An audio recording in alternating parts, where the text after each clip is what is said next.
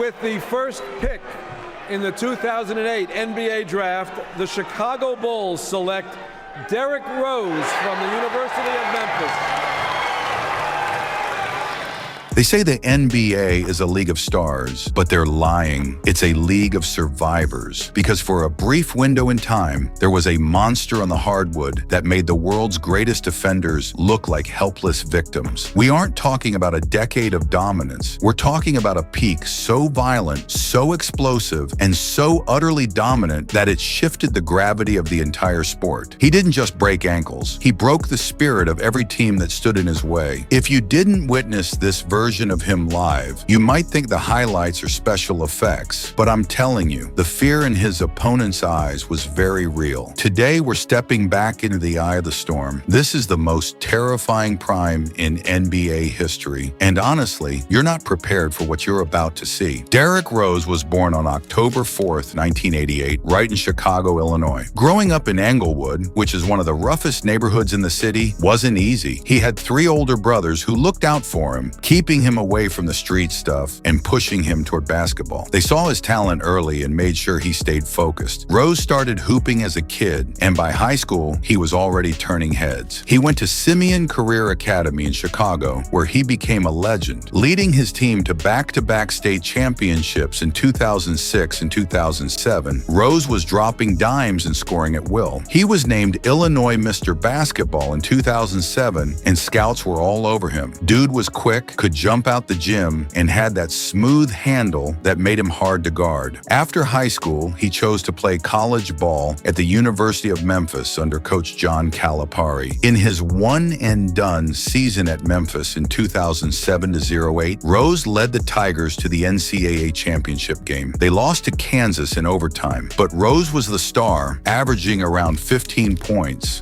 4 rebounds, and 5 assists per game. His speed and decision-making were on another level for a freshman. That performance locked him in as the top prospect for the 2008 NBA Draft. The Chicago Bulls won the draft lottery that year, and with the first pick, they selected their hometown kid. Fans went nuts. It was like destiny. Rose joined a Bulls team that had players like Luol Deng, Ben Gordon, and Joakim Noah, but they needed a leader. From day one, Rose brought that Chicago toughness. He wasn't loud, but his work ethic was insane. Training camp stories had vets saying he was different, always the first in the gym. His NBA debut was on October 28, 2008, against the Milwaukee Bucks. He put up 11 points, 9 assists, 4 rebounds, and 3 steals in a win. Not crazy numbers, but you could see the potential. He was fast, controlled the pace, and didn't back down. That set the tone for what was coming. Rose hit the ground running, no cap. He started 80 out of 81 games, showing he was ready for the big leagues. The Bulls went from missing the playoffs the year before to making it as the 7th seed in the East. Rose was a big reason why. He averaged close to 17 points per game. His field goal percentage was solid at around 48%, meaning he was efficient, especially driving to the basket. One of the highlights was his playoff debut against the defending champion Boston Celtics. In Game 1, Rose went off for 36 points and 11 assists in an overtime win on the road. That's tying the record for most points by a rookie in their playoff debut. The series went 7 games, and Rose averaged nearly 20 points, 6 assists, and 5 rebounds overall. The Bulls lost, but Rose showed he belonged. He outplayed vets like Rajon Rondo at times. By the end of the season, Rose was named Rookie of the Year, getting almost all the first-place votes. He beat out guys like O.J. Mayo and Brook Lopez easily. It was clear he was special, fast, strong, and smart on the court. The league was on notice. Chicago had their new star. Building off that rookie buzz, Rose came back even stronger in 2009-10. He made his first All-Star team, becoming the first Bulls player since Michael Jordan to do that in his second year. The team improved, finishing with a winning record and making the playoffs again. Rose bumped his scoring to about 21 points per game with 4 rebounds and 6 assists. His shooting stayed efficient at nearly 49% from the field. He started developing more of a mid-range mid-range game, pulling up for jumpers after drives. But the real weapon was still his speed. He could change directions so quick, leaving defenders in the dust. In the playoffs, they faced the Cleveland Cavaliers led by LeBron James. It was a tough series, but Rose held his own, averaging around 27 points and 7 assists. The Bulls lost in 5, but Rose's performance showed he could hang with the best. This is where Rose hit God mode. The 2010-11 season was straight fire. Under new coach Tom Thibodeau, the Bulls locked in on defense, and Rose was the engine. They won 62 games, the best in the league, and grabbed the top seed in the East. Rose averaged 25 points, 4 rebounds, and almost 8 assists per game. His three-point shooting improved to about 33%, and he was deadly from the line at 86%. But numbers don't tell the full story. He was carrying the team. With injuries to guys like Noah and Boozer, Rose stepped up big time. He dropped 30-plus points like it was nothing, using crossovers, hesitations, and Euro steps to get buckets. He became the youngest MVP in NBA history at 22 years old. Voters loved how he led a young team to the top record. In the playoffs, Rose kept cooking. Against the Pacers in the first round, he averaged over 30 points. Then versus the Hawks, he had a playoff career-high 44 points in Game 3 with 7 assists and some threes. The Bulls made it to the Eastern Conference Finals against the Miami Heat's Big Three, LeBron, Wade, Bosh. Rose averaged 23 points in that series, but the Heat's defense swarmed him. The Bulls lost in 5, but Rose battled. Games where he drove through multiple defenders showed his heart. What made Prime Rose different? Straight up, his athleticism was unreal. He had this explosive first step that no one could match. Combined with strength, he could absorb contact and still finish. Rose wasn't the tallest guard at 6 feet 3 inches, but he played bigger, dunking on centers like it was casual. His change of pace was killer. He'd lull defenders, then burst. Handles were tight. He could cross over at full speed without losing control. Vision was elite too, finding open teammates mid-drive. Defensively, he averaged about a steal per game, using quickness to jump passing lanes. Rose brought that Chicago swagger, fearless, hard-working. He wasn't about trash talk. He just destroyed you on the court. In a league with guys like Kobe and LeBron, Rose stood out for his raw speed and power. Dudes like Westbrook were similar, but Rose had that smooth aggression. Injuries changed things, but in prime, he was untouchable driving the lane. Fans remember dunks over Dragic or posterizing bigs. He made the game fun, exciting. Even though injuries hit hard, Prime Rose's legacy is solid. He inspired a generation of guards to play fast and attack. In Chicago, he's a hero, brought the Bulls back to relevance. Winning MVP as the youngest ever cements him in history. Rose showed resilience too, coming back as a role player later, but prime years, that's when he was different. Influenced players like Ja Morant, who model their game after him. Off court, he's quiet, family-focused, giving back to Chicago. Thank you for watching. If you enjoyed the content, don't forget to check out the next video.